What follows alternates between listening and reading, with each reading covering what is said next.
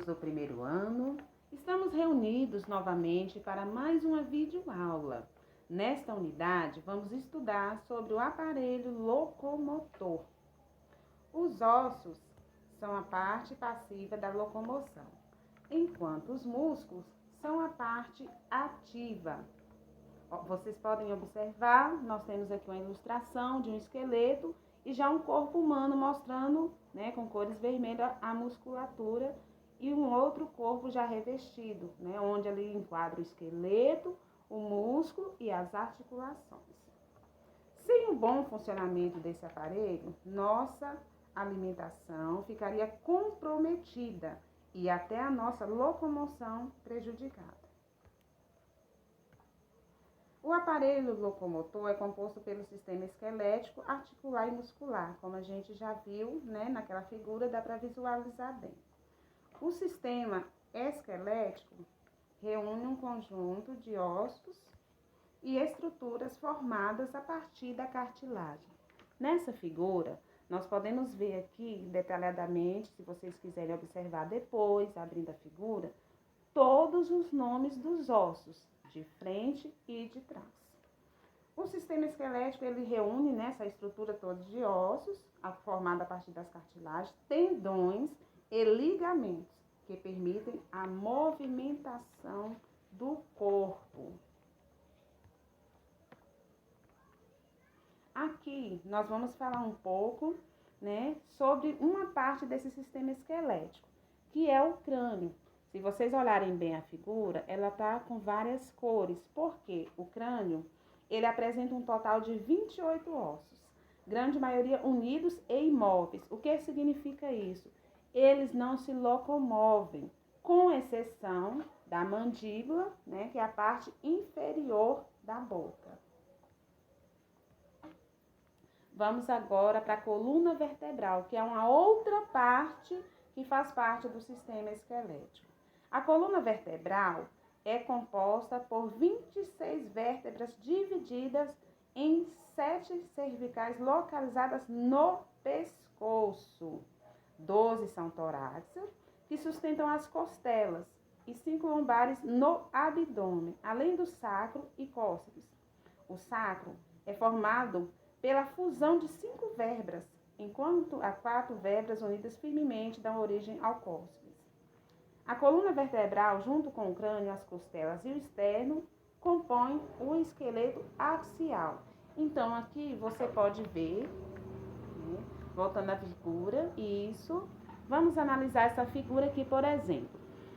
Aqui nós temos o desenho ilustrativo da coluna vertebral, que está de forma lateral e frontal, De forma lateral, você vê que ela é meio encurvada.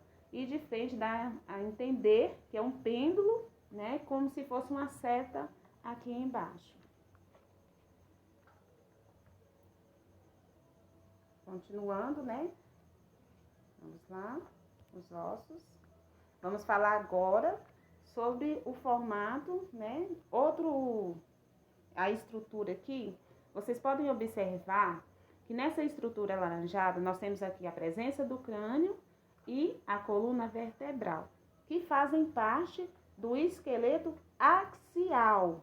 E essas outras partes aqui, que nós chamamos de membros, fazem parte do esqueleto apendicular, ok? Pode passar. Os ossos apresentam vários formatos para fins de classificação, porque é melhor para nosso entendimento, Então, como que é feito isso? É considerado a largura, o comprimento e a espessura.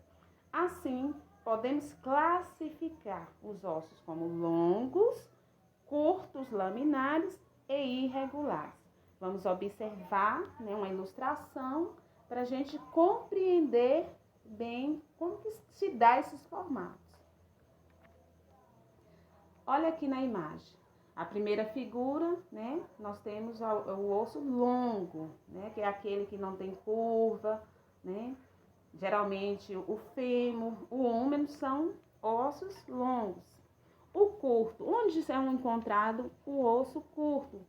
ali vocês veem que parece um formato de uma mão, né? Então é um osso curto, ele é bem pequeno. No caso das falanges do dedo, você pode observar, né? Quando a gente dobra o dedinho, entre a falange e outra tem um ossinho curto. Na terceira ilustração, a laminar, que é isso? Esse osso é encontrado no crânio. O irregular, onde nós podemos encontrar esse osso? Na na altura do quadril, né? Faz parte dos membros inferiores. O pneumático, ele está localizado na frente do crânio, né? E nós temos o sesamoide, que também está entre as articulações. Assim, nesse momento, nós finalizamos aqui essa parte do sistema esquelético e vamos dar continuidade aos outros sistemas. Vamos falar um pouco agora sobre o sistema articular. Uma articulação é um ponto de encontro entre ossos, entre osso com osso, cartilagem e osso, e indiferente dessa articulação possuir movimento ou não, ou seja, independente do grau de mobilidade dessa articulação. Nós temos a classificação das articulações.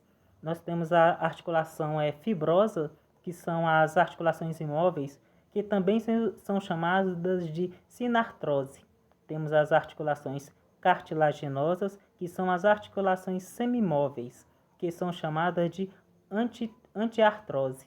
Temos as articulações sinoviais, que são as articulações móveis, que são chamadas de diartrose. Quando a gente fala em articulação, a gente pensa logo em articulações móveis, porém todo ponto de contato, de encontro de osso com osso, de osso e cartilagem, são articulações. Nós não podemos esquecer desse detalhe. Voltando um pouco para articulação fibrosa, ela possui um tecido conjuntivo fibroso. Por isso, a principal função dela é absorver os impactos e choques. Elas têm dois tipos, são as suturas, como por exemplo o crânio, e as sindermoses, como por exemplo a articulação entre a tíbia e a fíbia. As articulações cartilaginosas ou antiartrose possuem cartilagem, porém não têm cavidade articular. Isso faz com que os movimentos delas sejam limitados. Elas também têm dois tipos, são as sicrondroses, por exemplo as costelas, e as sínfises, que por exemplo são as articulações das vértebras. Agora falando das articulações mais comuns, que são as articulações sinoviais. Nós temos as articulações sinoviais, nós temos elas são monoaxiais, as biaxiais e as triaxiais. As monoaxiais, elas são aquelas que podem executar somente movimento, tipo uma alavanca. As biaxiais são as que fazem dois movimentos, por exemplo, a articulação do punho, e as triaxiais são as que têm três eixos de movimento, como por exemplo o ombro.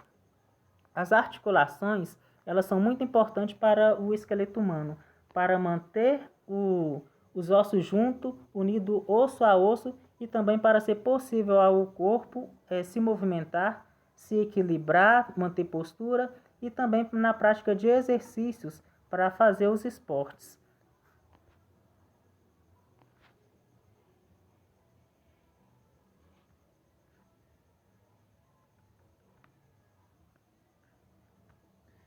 Bom, agora vamos falar sobre o sistema muscular. De início, vemos essa imagem que mostra de forma detalhada os nossos músculos e tendões. O sistema muscular é composto por diversos músculos do corpo humano. Tem como função permitir a contração e a produção de movimentos. As fibras musculares são controladas pelo sistema nervoso, que se encarregam de receber informações e respondê-la, realizando a ação solicitada.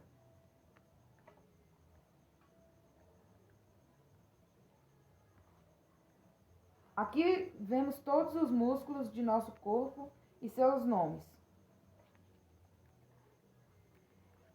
Existem também 3 tipos de músculos que possuem diferentes tamanhos, formas e funções. São chamados de liso, estriado, estriado cardíaco e estriado esquelético.